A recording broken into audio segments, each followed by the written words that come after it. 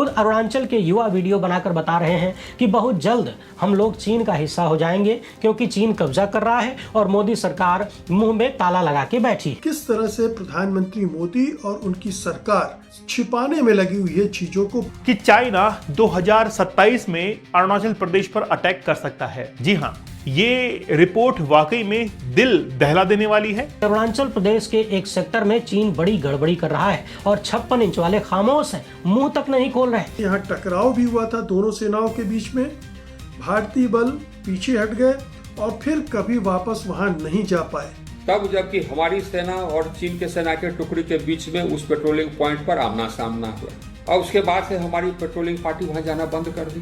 सोचिए, जनता बोल रही है कि चीन घुस रहा है, कब्जा कर रहा है, हमें बचाइए, अपने देश को बचाइए। मोदी सत्ता हाथ में हाथ धर के बैठी है। चाइना ने कहा कि यहाँ पर आने की जरूरत नहीं है, ये चाइना का अधिकार का क्षेत्र है। बाकायदा उसका दावा पूरे अरुणाचल प्रदेश पर ही है, तो वो तो ये दावा पहले से कर रहा है कि ये उसका हिस्सा है। तो हुजूर आते हैं और कहते हैं कि न कोई घुसा है न कोई घुसा हुआ है, और इतना कहने में भी चीन का नाम लेने की हिम्मत नहीं हुई, जबकि आए थे चीन को लाल लाल आंख दिखाने। लाल आंखें न जाने कब सफेद हो गई, पता ही नहीं चला। क्या तैयारी भाई तुम्हारी, बताओ क्या ही तैयारी है? कुछ है तैयारी? अगर तैयारी हुआ करती तो अभी पाकिस्तान के साथ में तैयारी को बता देते। गलवान में चीन ने करीब 2500 किलोमीटर जमीन, 2500 वर्ग किलोमीटर जमीन हमारी कब्जा करके रख ली है। तो एक तरह से भारतीय प्रधानमंत्री ने ही सरेंडर कर दिया उस जमीन को। चाइना ने अरुणाचल में हमें पेट्रोलिंग करने से मना कर दिया। राजनाथ सिंह जी, अमित शाह जी और नरेंद्र मोदी जी की हवा निकल गई है। आर्मी कहती है कि भैया हिंदुस्तान की जमीन तो ले गए। कि चीन को लाल आंखें दिखानी होगी। वो लाल आंखें न उन्होंने गलवान के समय दिखाई और न अब दिखाते दिख रहे हैं। पता नहीं चीन से इतना डर क्यों है, इतना खौफ वो क्यों खाते हैं। कौन चीन से इस कदर डरा हुआ है कि अपने पेट्रोलिंग पॉइंट छोड़ रहा है और सेना से छुड़वा रहा है? तो जो लोग भारत के सैनिकों की शहादत पर झूठ बोले, उन्हें छुपाएं, उनसे आप देश की जमीन की रक्षा की कितनी उम्मीद कर सकते हैं? मोदी जी गलवान 1 में पूरी तरह से फेल रहे, नाकाम रहे, मजाक के पात्र भी बने। उस पूरी घटना ने उनकी कायरता को और भी शिद्दत से स्टेब्लिश कर दिया। इसके लिए भाषण में 56 इंच नहीं बल्कि हकीकत में 56 इंच की जरूरत होती है। राइटर्स के मुताबिक हालात तनावपूर्ण है, मिलिट्री टेंशन बढ़ रहा है, मगर मोदी सत्ता खामोश है। छुपाते हैं, झूठ बोलते हैं, बरगलाते हैं, टोपी पहनाते हैं। शिक्षा मंत्री, गृह मंत्री के बाद क्या अब रक्षा मंत्री का नंबर आ गया है? क्या अब रक्षा मंत्री राजनाथ सिंह जी का इस्तीफा मांगा जाना चाहिए? जी हाँ, पिछले कुछ सप्ताह से मोदी सत्ता बहुत बुरे दौर से, या यूं कहिए कि अपने सबसे बुरे दौर से गुजर रही है। पहले युवाओं ने शिक्षा मंत्री का इस्तीफा मांगा, इस्तीफा देना भी पड़ा। वहीं से छात्रों पर गोलीबारी की घटना हुई। लगातार गृह मंत्री का इस्तीफा मांगा जा रहा है और गृह मंत्री कथित रूप से इतने डरे हुए हैं कि सदन में आते तक नहीं। इसी बीच राष्ट्रीय सुरक्षा का एक ऐसा मामला सामने आया है जिसके बाद लोग रक्षा मंत्री और प्रधानमंत्री दोनों का इकट्ठे इस्तीफा मांगने की प्लानिंग में है। और समझने वाली बात यह है कि राष्ट्रीय सुरक्षा के इस मामले को किसी और ने नहीं बल्कि खुद मोदी सरकार के पूर्व केंद्रीय मंत्री ने, जो कि केंद्रीय गृह सेक्रेटरी भी रह चुके हैं, आर.के. सिंह ने उठाया है। पिछले दिनों इसी मामले पर राहुल गांधी भी बोल रहे थे और मामला है चीन द्वारा भारत की जमीन कब्जा करने का। नया मामला है और ध्यान रहे, इस बार अरुणाचल की बात हो रही है, लद्दाख की नहीं। खुद अरुणाचल के युवा वीडियो बनाकर बता रहे हैं कि बहुत जल्द हम लोग चीन का हिस्सा हो जाएंगे, क्योंकि चीन कब्जा कर रहा है और मोदी सरकार मुंह में ताला लगा के बैठी है। मोदी सत्ता के ही पूर्व केंद्रीय मंत्री प्रधानमंत्री मोदी और रक्षा मंत्री से क्या क्या सवाल कर रहे हैं वो भी सुनिए। पिछले दिनों राहुल गांधी ने क्या कुछ कहा वो भी देखिए। अरुणाचल प्रदेश के एक सेक्टर में चीन बड़ी गड़बड़ी कर रहा है और 56 इंच वाले खामोश हैं, मुंह तक नहीं खोल रहे। और समझने वाली बात यह है कि जिस राजनीतिक दल ने ये सारी पोल पट्टी खोली है चीन के घुसपैठ की, अतिक्रमण की, वो एनडीए का साथी दल है। जी हाँ, चौंकिए मत, बस ध्यान से सुनते जाइए। सबसे पहले इस अरुणाचल के युवा की बात सुनिए। इन्होंने वीडियो बनाकर क्या कुछ कहा है मैं बता रहा हूँ। ये युवा कह रहा है कि गुड बाय इंडिया, बहुत जल्द आप सब लोग मुझे चीन में देखेंगे और सिर्फ मुझे ही नहीं पूरे अरुणाचल को चीन में देखेंगे। अरुणाचल में धीरे धीरे करके चीन घुस रहा है, यहाँ की जमीनों को कब्जा कर रहा है। यहाँ की पब्लिक चिल्ला चिल्ला के सरकार को बोल रही है कि एक्शन लो, लेकिन सरकार की तरफ से कुछ नहीं किया जा रहा है। अगर ऐसे ही चलता रहा तो बहुत ज्यादा समय नहीं लगेगा, जल्द ही चीन अरुणाचल को कब्जा कर लेगा। आप सभी भारतीय, हम अरुणाचल वासियों को जल्द ही चीन में देखेंगे, इसलिए मैं एडवांस में गुड बाय बोल रहा हूँ। सरकार कुछ कर नहीं रही, हम कुछ कर नहीं सकते, तो मिलते हैं चीन में, गुड बाय। इस युवा की आंखों में जो दर्द है, इसकी आवाज में जो गम छुपा हुआ है, उसको समझना बड़ा जरूरी है। सोचिए, जनता बोल रही है कि चीन घुस रहा है, कब्जा कर रहा है। हमें बचाइए, अपने देश को बचाइए, देश की जमीन को बचाइए। और कथित रूप से मोदी सत्ता हाथ में हाथ धर के बैठी है, अपनी कुर्सी संभाल रही है, उससे कोई फर्क नहीं पड़ता। अब सबसे पहले आप खुद मोदी सरकार के ही पूर्व केंद्रीय मंत्री को सुनिए कि उन्होंने क्या कुछ कहा है। ध्यान से सुनिएगा, बड़े अच्छे से समझा रहे हैं। नमस्कार साथियों, मेरा नाम आर के सिंह है। साथियों, मैंने करीब 8 वर्षों तक रक्षा मंत्रालय में काम किया और 7 वर्षों तक गृह मंत्रालय में काम किया। अतः सीमा प्रबंधन संबंधी मामलों में मेरी जानकारी ठीक ठाक है। साथियों, मैंने एक न्यूज पढ़ा, समाचार पढ़ा टाइम्स ऑफ इंडिया में, जिससे चिंता होती है और पूरे देश को चिंता होना चाहिए। उस न्यूज आइटम में लिखा हुआ था कि हमारा एक पेट्रोलिंग पॉइंट है शेरा 5, जहां तक कि हमारे सेना के टुकड़ियां जाकर के पेट्रोलिंग करती थी। अब हमारी सेना की टुकड़ी वहां जाकर के पेट्रोलिंग बंद कर दी और चीन के सेना की टुकड़ी ने जाकर के वहां पर कब्जा जमा लिया है, हमारी संरचनाओं को तोड़ दिया है, टेलटेल साइंस को हटा दिया। ये चिंता की बात है। पेट्रोलिंग पॉइंट क्या होता है, इसकी पृष्ठभूमि क्या है और क्यों चिंता की बात है, मैं आपको बताता हूँ। चीन में और हम में गंभीर सीमा विवाद है।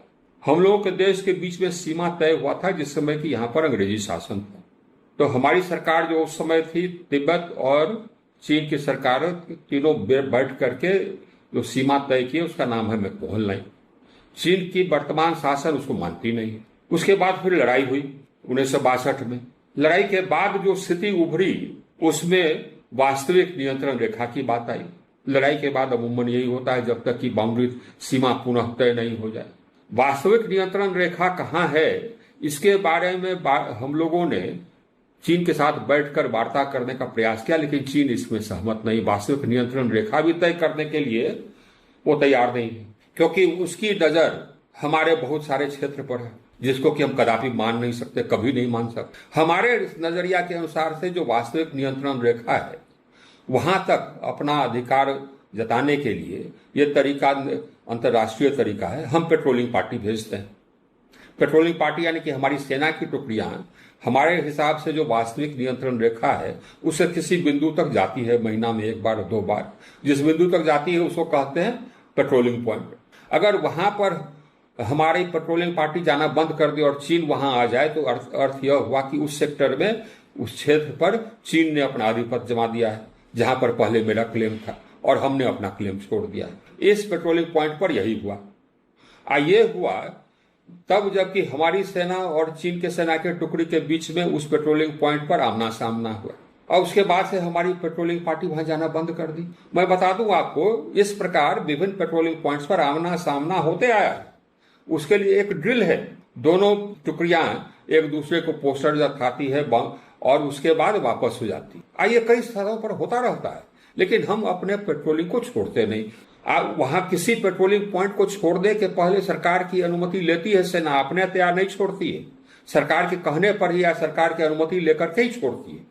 तो शेरा 5 पर पेट्रोलिंग पॉइंट पर आमना सामना हुआ। ये आमना सामना कई जगहों पर पहले भी हुआ, हम लोगों ने पेट्रोलिंग नहीं छोड़ा कभी वहां तक। ये कहां से छोड़ दिया, किसके आदेश से छोड़ा? या तो रक्षा मंत्री का आदेश होगा या प्रधानमंत्री का आदेश होगा। उससे कम पर तो किसी के आदेश पर पेट्रोलिंग पॉइंट काटना नहीं है, छोड़ना नहीं है। तो ये सरकार बतावे कि किसने आदेश दिया इस पेट्रोलिंग पॉइंट को छोड़ने के लिए। कितने ऐसे पेट्रोलिंग पॉइंट्स को उन्होंने छोड़ा, हम लोगों ने छोड़ दिया 2014 के बाद, ये भी बतावे। ये बहुत गंभीर विषय है। जहां जहां हम पेट्रोलिंग करना बंद करते हैं, इसका मतलब कि हम वहां तक जो हमारा अधिकार है उसको हम छोड़ दे रहे हैं। चीन आके वहां काबिज हो जा रहा है। सरकार बार बार कहती है कि नहीं साहब, हमारे किसी भी क्षेत्र पर चीन का कब्जा नहीं है। ये क्या है भाई? सुन लिया आपने, अब याद करिए अग्निवीर मामले पर मैंने कितनी बार कहा कि समझ नहीं आता गुजराती जोड़ी की सत्ता किसके फायदे के लिए और किसके इशारे पर कथित रूप से कमजोर कर रही है हमारी सेना को। यह किसी भी सूरत में तमाम जानकारों के अनुसार भारत के हित में नहीं था, लेकिन जबरदस्ती सेना और देश के युवाओं पर अग्निवीर योजना को, अग्निपथ योजना को थोप दिया गया। याद करिए पूर्व में हमारे प्रधानमंत्री जब चीन ने 20 जवानों को शहीद कर दिया तो हुजूर आते हैं और कहते हैं कि न कोई घुसा है न कोई घुसा हुआ है, और इतना कहने में भी चीन का नाम लेने की हिम्मत नहीं हुई, जबकि आए थे चीन को लाल लाल आंख दिखाने।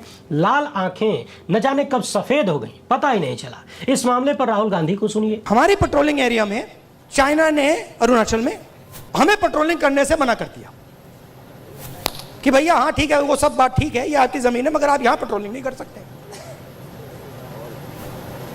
राजनाथ सिंह जी, अमित शाह जी और नरेंद्र मोदी जी की हवा निकल गई है। वो क्या कर रहे हैं? ऑपरेशन अभी चल रहा है, सारे मीडिया के एडिटर्स को कॉल कर रहे हैं कि भैया ये बात आप अपने अखबारों में मत डालो, छुपाओ।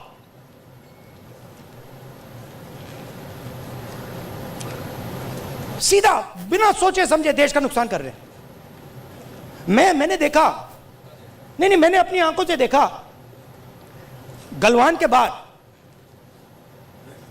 प्रधानमंत्री आए, जूम कॉल थी, प्रधानमंत्री कहते हैं हिंदुस्तान की जमीन का 1 इंच चाइना ने नहीं लिया।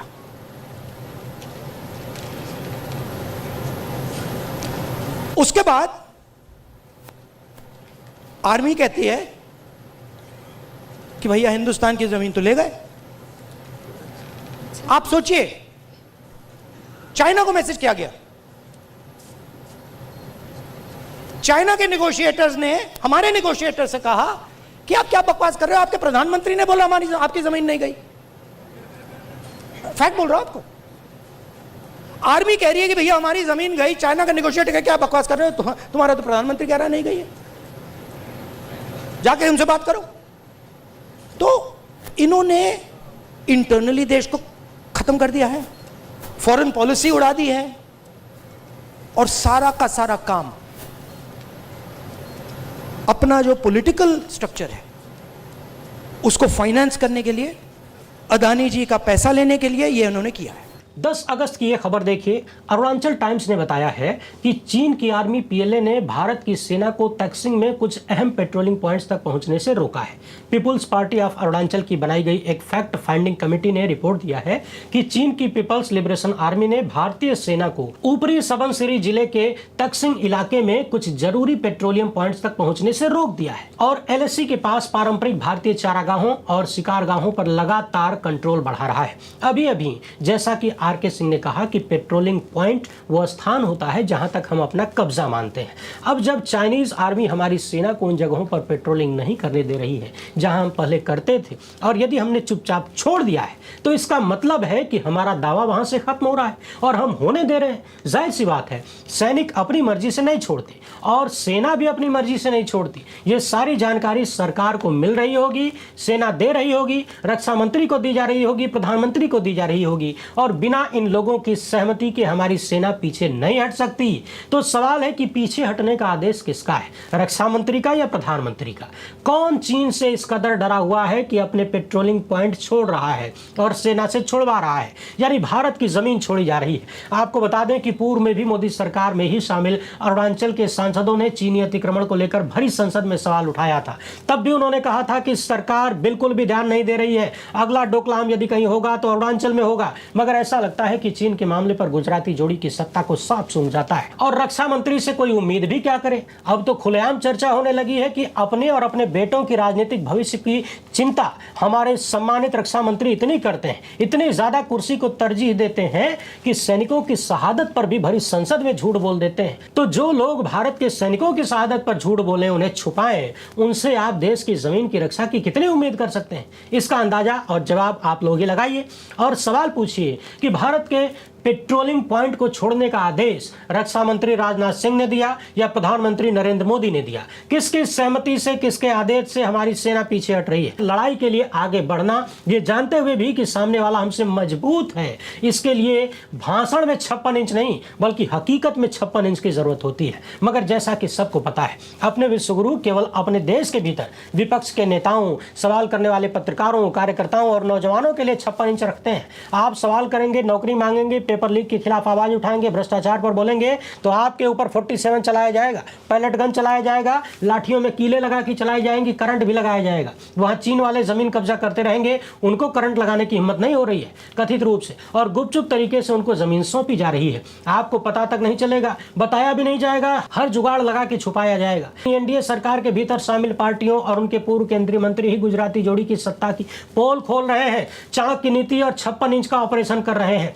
राइटर्स के मुताबिक हालात तनावपूर्ण है, मिलिट्री टेंशन बढ़ रहा है, मगर मोदी सत्ता खामोश है। सवाल है कि क्या उन्हें कोई फर्क नहीं पड़ता? उनकी कोई जवाबदेही नहीं, कोई जिम्मेदारी नहीं। आप अपने आप से पूछिए कि इस सरकार के दौरान लगातार आतंकवादियों ने हमारे लोगों को निशाना बनाया। कभी सीआरपीएफ के काफिले पर हमला हो जाता है, कई दर्जन जवानों की शहादत होती है, पहलगाम में आम लोगों को मारा जाता है, और जब ऑपरेशन सिंदूर होता है तो अमेरिका के राष्ट्रपति ऐलान करते हैं कि सीज फायर हो गया। रे भाई, हमारी सरकार कहती है कि ऑपरेशन चलता रहेगा, ऑपरेशन चालू है, न जाने किस अस्पताल के किस ऑपरेशन थिएटर में चालू है, नहीं पता, गुजराती जोड़ी ही बता सकती है। सवाल है कि भारत कब किस देश से लड़ेगा, कब सीज फायर करेगा, जब इसका फैसला अमेरिका कर रहा है। हमारे रक्षा मंत्री को पता तक नहीं होता। अगर मालूम होता तो पहले यहां से अनाउंस होना चाहिए था, लेकिन अमेरिका ने किया। ऑपरेशन के दौरान कितने सैनिकों की शहादत हुई, इसकी जानकारी भी हमारे रक्षा मंत्री को नहीं है। अभी चीन हमारी सेना को पेट्रोलिंग पॉइंट पर जाने से रोक रहा है, शायद इसकी भी जानकारी रक्षा मंत्री को नहीं होगी। यदि होती तो देश के सामने रखते, नहीं रख रहे हैं, इसका मतलब है कि जानकारी ही नहीं है। तो सवाल है कि रक्षा मंत्री का जो काम है, अगर वो नहीं कर पा रहे हैं या नहीं कर रहे हैं, अक्षम हो चुके हैं, तो फिर उनको रक्षा मंत्री बने रहने का क्या अधिकार है? किस काम के लिए बने हैं? सिर्फ जनता के टैक्स का करोड़ों रुपया हर महीना अपनी सुरक्षा, खाने पीने और रहने घूमने फिरने में उड़ाने के लिए काहे के रक्षा मंत्री हैं? अगर आप देश की रक्षा नहीं कर सकते, रक्षा संबंधी जानकारी आपको नहीं है, और रक्षा संबंधी जानकारी आप देश के सामने नहीं रखते हैं, छुपाते हैं, झूठ बोलते हैं, बरगलाते हैं, टोपी पहनाते हैं, सैनिकों की शहादत पर भरी संसद में झूठ बोलते हैं और बाद में खुद ही अपने झूठ का पर्दाफाश भी करते हैं, तो फिर किस नैतिक अधिकार से आप रक्षा मंत्री बनने के लायक हैं? कुल मिलाकर ऐसा लग रहा है कि बारी बारी से अपने विश्वगुरु के जितने भी नवरत्न हैं, सबकी पोल पट्टी खुल रही है और हकीकत सामने आ रही है, और खोलने वाले भी इन्हीं के लोग हैं। कुछ रिपोर्ट्स के अंदर यह खुलासा हुआ है कि चाइना 2027 में अरुणाचल प्रदेश पर अटैक कर सकता है। जी हां, वाकई में ये खबर जो है, ये रिपोर्ट वाकई में दिल दहला देने वाली है। ये हम लोग कहें कि हमारा दुश्मन चोरी छिपे भारत के अंदर प्रवेश कर रहा है। लेकिन चाइना के निशाने पर तो ताइवान था, उसने शिफ्ट क्यों कर लिया अरुणाचल प्रदेश के ऊपर? और अगले कुछ महीनों के अंदर शी जिनपिंग की विजिट इंडिया के अंदर होने वाली है, इंडिया के अंदर विजिट होने वाली है, और फिर भी ये एग्रेशन, ये सब कुछ क्यों चल रहा है? बड़े बड़े ऑफिसर्स थे, ग्राउंड पर जाकर उन्होंने गांव वालों से बात की कि ये बताओ कि यार ये चाइना वाकई में क्या हमारे ऊपर ये अटैक कर रहा है, क्या ये सैनिकों को परेशान कर रहे हैं क्या ये? फिर उन्होंने असल कहानी बताई कि जनाब क्या है, इंडियन जो आर्मी है वो अपनी जो दूरी वाली पोस्ट है उसको छोड़कर नजदीक की पोस्ट पर जा रही थी, और चाइना ने मना कर दिया, और उस समय मुठभेड़ हुई। चाइना ने कहा कि यहां पर आने की जरूरत नहीं है, यह चाइना का अधिकार का क्षेत्र है। ऐसी बातें गांव वालों ने बताई और पूरी इसकी एक रिपोर्ट बनाई गई। रिपोर्ट बनाकर सेंट्रल मिनिस्ट्री को दी गई कि वहां पर कुछ ऐसा चल रहा है और चाइना एग्रेशन करने को तैयार है। हो सकता है कि ताइवान उसका दूसरा निशाना हो, उससे पहले वो अरुणाचल प्रदेश के ऊपर अटैक कर दे। China will create conflict with India by summer 2027। Summer की बात की गई है यहां पर, विंटर्स की नहीं, क्योंकि और वो भी कहां पर, नॉर्थ ईस्ट के अंदर, क्योंकि नॉर्थ ईस्ट में विंटर्स के अंदर बर्फ गिरती है, तब तो एग्रेशन करने से रहा। ये समर 2027 के लिए कह रहे हैं कि ऐसा कुछ होगा। इसी के विपरीत हमारे पास में एक और है जो कि एक जानकार हैं, जेएस सोढ़ी उनका नाम है, पूर्व सैन्य अधिकारी हैं। ये कह रहे हैं मुझे ऐसा नहीं लगता है कि चीन 2030 से पहले भारत पर हमला करने की कोशिश करेगा। क्यों? इसके पीछे रीजन देते हैं कि चीन बिना तैयारी के अरुणाचल में उलझना नहीं चाहेगा, क्योंकि उसके लिए प्राथमिक लक्ष्य ताइवान है। वो कह रहे हैं कि ताइवान नहीं है, नॉर्थ ईस्ट है। ये कह रहे हैं कि ताइवान है, नॉर्थ ईस्ट नहीं है। इसके अलावा भारत पर हमला करने की उसकी तैयारी अभी चल रही है। मतलब ये मानते तो हैं कि ये भारत के ऊपर तैयारी, मतलब भारत के ऊपर अटैक हो तो सकता है, तैयारी तो चल तो रही है, जैसे कि अरुणाचल प्रदेश की सीमा के पास डैम जो है 2030 तक पूरा होगा, चाहे डैम की बात करें या वहां पर रोड इंफ्रास्ट्रक्चर की बात करें, ठीक है, तो जितना भी इंफ्रास्ट्रक्चर है वो 2030 तक जाते जाते कंप्लीट होगा और उसके बाद में ही चाइना जो है वो अटैक कर सकता है। चलो मान लिया यार, मान लिया कि 2027 में अटैक नहीं करेगा, मान लिया 2030 में अटैक नहीं करेगा, 30 की बात तो करेगा, 30 की बात तो करेगा। भाई दोनों की बातों को हम लोग एक ही मंच पर लाकर रख दें, मेंटेलिटी को, वो कह रहे हैं कि 2027 में अटैक करेगा, ये कह रहे हैं कि 2030 से पहले नहीं करेगा। चलो दोनों को ही खारिज करते हैं, 2030 की बात तो कर सकता है, ये तो पॉसिबिलिटी है। क्या तैयारी है भाई तुम्हारी, बताओ क्या ही तैयारी है, कुछ है तैयारी? अगर तैयारी हुआ करती तो अभी पाकिस्तान के साथ में तैयारी को बता देते कि क्या तैयारियां हैं। अब बातों से काम नहीं होगा और हम लोग यूं ही चाइना पाकिस्तान करते रहेंगे ना, और जिस तरीके से पॉलिटिकल इंबैलेंस चलता रहेगा, मैं आगे आने वाली नस्लों के बारे में बता देना चाहता हूं, जिस तरीके से राष्ट्रवाद को आघात लगेगा वो एक सोचनीय विषय भारत के लिए बन जाएगा। दोस्तों, एक बार फिर से भारत और चीन के बीच सीमा विवाद गहराता जा रहा है और एक बार फिर से ऐसा लग रहा है कि गलवान 2 होने जा रहा है। पहले गलवान हुआ था लद्दाख क्षेत्र में और अब ये अरुणाचल क्षेत्र में होता हुआ दिख रहा है। और एक बार फिर से हमें ये भी दिख रहा है कि किस तरह से प्रधानमंत्री मोदी और उनकी सरकार छिपाने में लगी हुई है चीज़ों को, बजाय इसके कि खुलकर बात करे, वो उन्हें छिपाने, पर्दे के पीछे रखने का काम कर रही है। और जिस तरह से गलवान के समय उसने असलियत से मुंह मोड़ लिया था या प्रधानमंत्री ने खुद देश से झूठ बोला था, कमोबेश वही स्थितियां फिर से दोहराती हुई नजर आ रही हैं। हमारी सरकार का रवैया क्या है?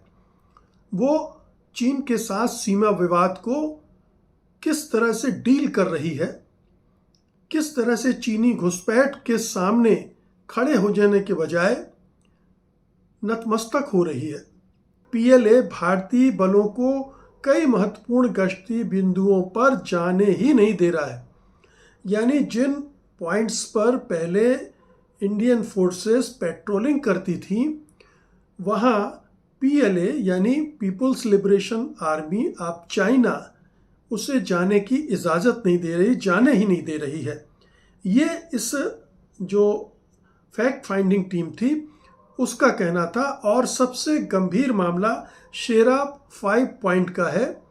2023 में यहाँ टकराव भी हुआ था दोनों सेनाओं के बीच में। भारतीय बल पीछे हट गए और फिर कभी वापस वहाँ नहीं जा पाए। तो एक पॉइंट 2023 में यहीं पर भारतीय सेना ने खो दिया था, जहाँ पर वो पहले पेट्रोलिंग करते थे, और अब वो उनके पास नहीं है, वहाँ पर पीएलए बैठा हुआ। पीएलए ने भारतीय मार्कर सब हटा दिए और तब से उस जगह को अपने कब्जे में रखा हुआ है। तो ये चीनी सेना की रणनीति है कि कैसे धीरे धीरे घुसकर बैठ जाओ और फिर उस पर अपना कब्जा कर लो। अरुणाचल के मुख्यमंत्री पेमा खांडू, जो कि भारतीय जनता पार्टी की सरकार है, वहाँ ये ध्यान रखिएगा, ने कहा कि अतिक्रमण का कोई संकेत नहीं है और सेना इलाके की रक्षा कर रही है। भारतीय सेना ने भी जून में आई ऐसी रिपोर्ट्स को आधारहीन बताया था, लेकिन विपक्षी पार्टी और स्थानीय संगठन बार बार कह रहे हैं कि ज़मीन धीरे धीरे करके हथियाई जा रही है चीन के द्वारा। गलवान जैसा ही चीन प्रयोग यहाँ भी तो नहीं कर रहा है। आपको पता ही है कि गलवान में चीन ने करीब 2500 किलोमीटर ज़मीन, 2500 वर्ग किलोमीटर ज़मीन हमारी कब्जा करके रख ली है। अभी जो 2020 में हुआ था 15-16 जून को, आपको याद होगा, पूर्वी लद्दाख की गलवान घाटी का। गलवान के बाद दोनों देशों ने कई दौर की बातचीत की, डिसएंगेजमेंट हुआ, बफर जोन बने, लेकिन चीन ने अपनी 1959 क्लेम लाइन पर अडिग रहना जारी रखा। यानी चीन जो दावा कर रहा था, उसके बाद उसने जो कब्जा किया था वो उसने नहीं छोड़ा, और छोड़ेगा भी क्यों? क्योंकि जब भारतीय प्रधानमंत्री ने कह दिया था ना कोई आया है ना कोई घुसा है और हमारी कोई 1 इंच ज़मीन भी कब्जे में नहीं हुई है, तो भारतीय सेना ने जब टॉक्स शुरू हुई चीन के सामने ये बात रखी, तो चीन ने कह दिया आप अपने भारतीय प्रधानमंत्री से पूछ लीजिए, बात कर लीजिए। वो पब्लिकली कह चुके हैं कि हमारे यहाँ तो कुछ हुआ नहीं, कोई घुसा ही नहीं। तो एक तरह से भारतीय प्रधानमंत्री ने ही सरेंडर कर दिया उस ज़मीन को। तो ये उस पर अब परमानेंटली एक तरह से चीन ने उसको अपने कब्जे में ले लिया है। अरुणाचल में भी चीन पूरे राज्य को जांगनान यानी दक्षिण तिब्बत कहता है। वो बार बार जगहों के नाम बदलता है। भारत जब 27 जगहों के मानक नाम जारी करता है तो चीन उस पर आपत्ति जताता है। टैक्सिंग दुर्गम इलाका है, सड़कें खराब हैं, सर्दियों में पहुंचना बहुत मुश्किल है। अगर पीएलए धीरे धीरे पेट्रोलिंग पॉइंट्स पर कब्जा जमा लेता है तो कल को वो ये दावा करेगा कि ये वो उसका इलाका है, बल्कि दावा कर रहा है, बाकायदा उसका दावा पूरे अरुणाचल प्रदेश पर ही है। तो वो तो ये दावा पहले से कर रहा है कि ये उसका हिस्सा है और धीरे धीरे अपने उस दावे को कब्जे के जरिए मजबूत करता जा रहा है। भारत उसको उस स्तर पर उठा नहीं रहा है। उसको जिस सख्ती के साथ भारत सरकार को पेश आना चाहिए, प्रधानमंत्री मोदी को दिखना चाहिए, रक्षा मंत्री राजनाथ सिंह को कहना चाहिए, वो कहीं नज़र नहीं आ रहा। आपने प्रधानमंत्री मोदी का एक भी बयान नहीं सुना होगा। पहले जब चुनाव प्रचार में वो बोलते थे कि चीन को लाल आंखें दिखानी होगी, वो लाल आंखें ना उन्होंने गलवान के समय दिखाई और ना अब दिखाते दिख रहे हैं। लगातार उनके जुबान से चीन शब्द गायब हो गया है। चीन के बारे में वो बात ही नहीं करते। पता नहीं चीन से इतना डर क्यों है, इतना खौफ वो क्यों खाते हैं। अब उनकी सिट्टी पिट्टी गुम है, वो कुछ बोल नहीं रहे हैं। सेना कहती है सब नियंत्रण में है, स्थानीय लोग और विपक्ष कह रहे हैं कि ज़मीन जा रही है। तो गलवान 2 ना होने पाए, ये एक अलार्म बज चुका है। मोदी जी गलवान 1 में पूरी तरह से फेल रहे, नाकाम रहे, मजाक के पात्र भी बने और उस पूरी घटना ने उनकी कायरता को और भी शिद्दत से स्टेब्लिश कर दिया। अब अगर अरुणाचल में गलवान 2 होता है, वैसे भी मोदी जी अब वो छवि वाले तो रहे नहीं। जो उन्होंने पहले 5 साल में अपनी बनाई थी वो तो चूर चूर हो गई है। लेकिन अगर ये फिर से होता है तो जो बढ़ चढ़कर दावे किए जाते थे, घर में घुस के मारने की बात और सर्जिकल स्ट्राइक, फर्जिकल स्ट्राइक वगैरह वगैरह, वो सब हवाई हो जाएगा। पूरा जो उन्होंने अपना ऑरा इस मामले में बना रखा, जो कि अब बचा नहीं है, वो इससे और भी तबाह हो जाएगा।